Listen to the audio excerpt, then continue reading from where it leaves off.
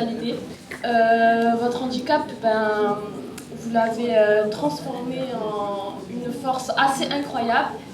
Et on peut le voir tout le long du film, vous n'avez aucune limite. C'est gentil, merci.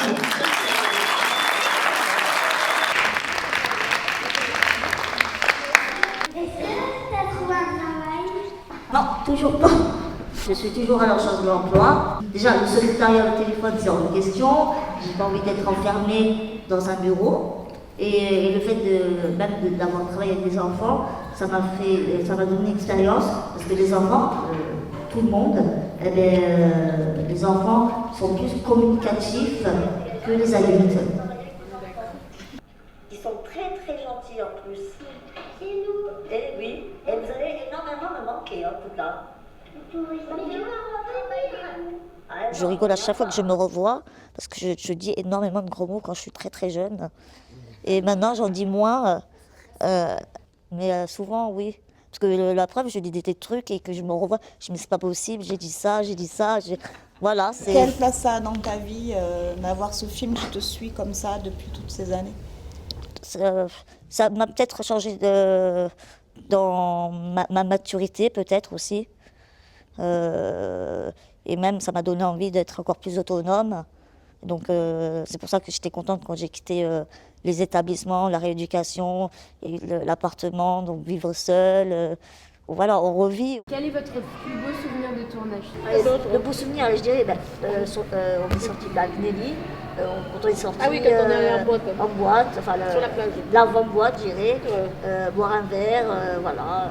Il y a plus grave dans la vie, et juste que mon expérience qui est petite, je dirais, et les gens trouvent ça extraordinaire.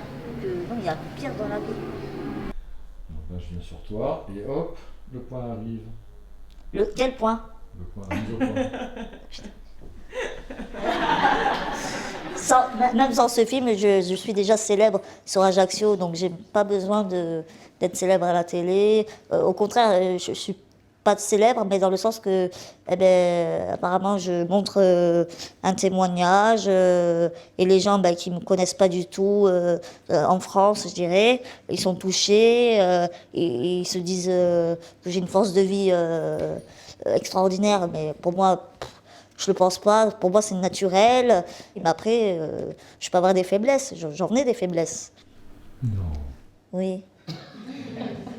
Déjà, vous parlez face à face comme ça. Je suis stressée, très stressée, que quand on me voit à la télé ou quand on me filme, j'oublie la caméra. Voilà, donc c'est de répondre aux questions qui me stressent. Voilà. Mais je m'adapte, il faut. Hein. Alors, est-ce que tu veux bien leur raconter comment tu as rencontré Laure et comment a démarré ce film tout au début? Je devais me faire opérer de la colonne vertébrale. Et donc, on m'a installé une machine, la machine que vous voyez au début, pour gagner des degrés avant l'opération. Et Laure Pradal filmait un jeune qu'on voit à un moment donné, Maxime. Il le filmait à lui, à la base. Et moi, de loin, avec ma grosse machine, je l'ai vu, j'ai vu des caméras. Et j'avais envie de me faire remarquer.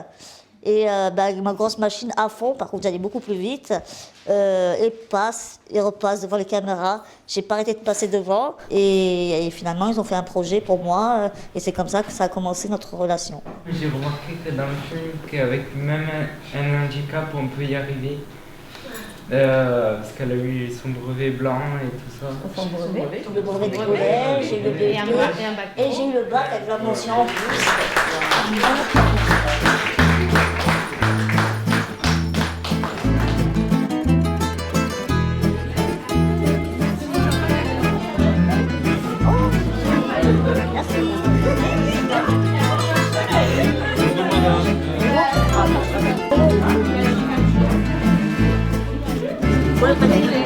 Merci.